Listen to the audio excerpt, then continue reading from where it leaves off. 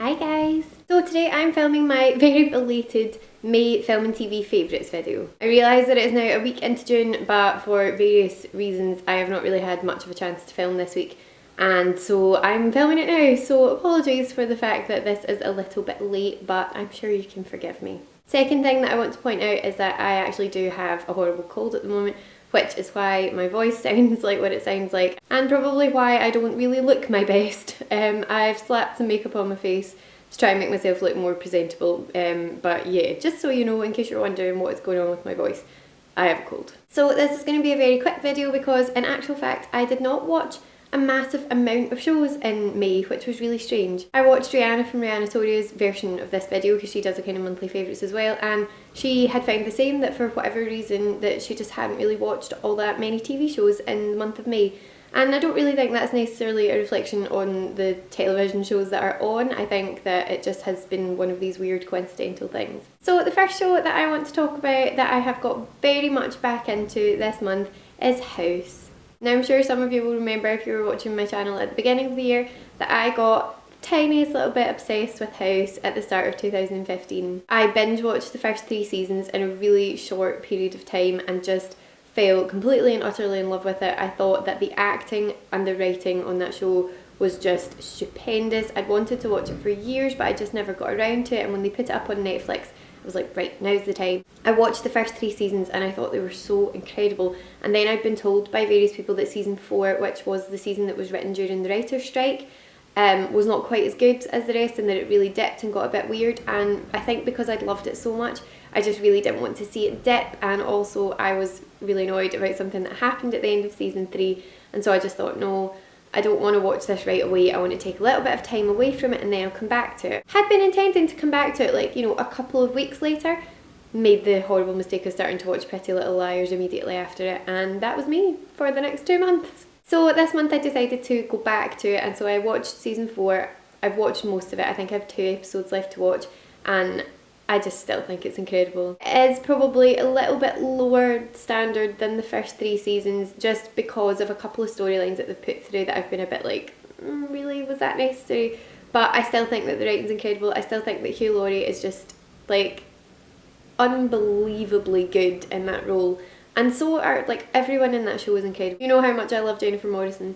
I think she's incredible. I think that the new cast members that they brought in season 4, who I'd been a little bit iffy about before it started because I didn't want any new cast members, I wanted it to just remain the team that were already there, but I think that the people they brought in have been brilliant, and yeah, I've really been enjoying it. So if you've never watched House up till this point, you are missing out. Go and watch it because it's just incredible. The second show that I want to talk about, I talked about in last month's monthly favourites, but that is Awkward. I've been watching season 3 of Awkward, and I have to say, it's not quite as good as seasons 1 and 2. They've done something with one of the storylines that has changed the character of Jenna in a way that I don't really like, and so I've been really struggling to get through it quite as quickly as I got through the first lot. I think it also doesn't really help that the first 2 seasons were about 12 episodes long, 10 or 12 episodes, so you could really binge them really quickly because they're only 20 minutes.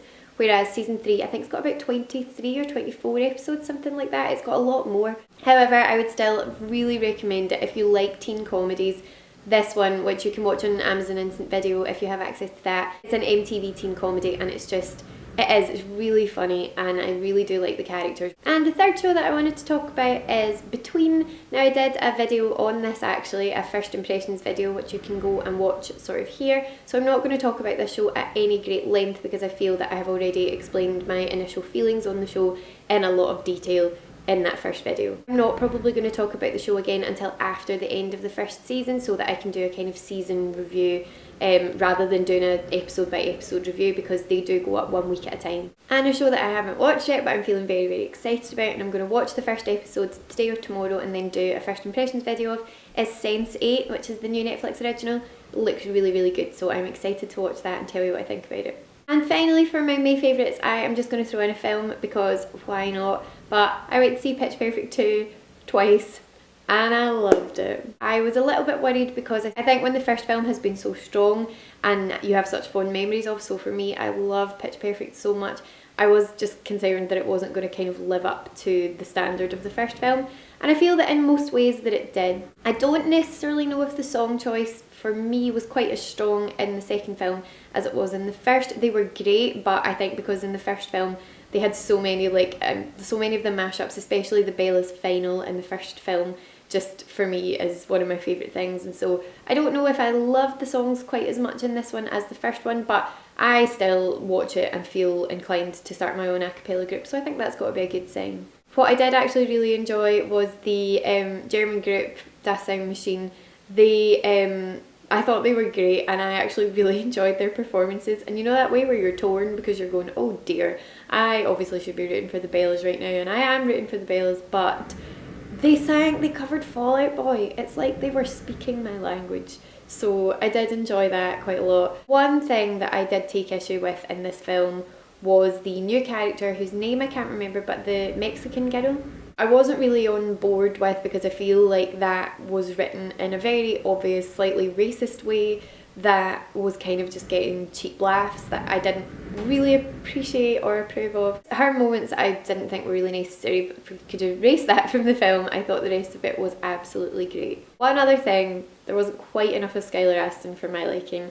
Jesse is one of my favourite male characters in a film because I would quite realistically marry him, and so would have been interested to see maybe just, you know, a couple more scenes with Jesse in it. That would have been fine. But otherwise I loved it. So that is it for my May TV and film favourites. I hope that you've enjoyed this. Let me know in the comments down below what you've been watching this month, and I will speak to you again soon. Bye!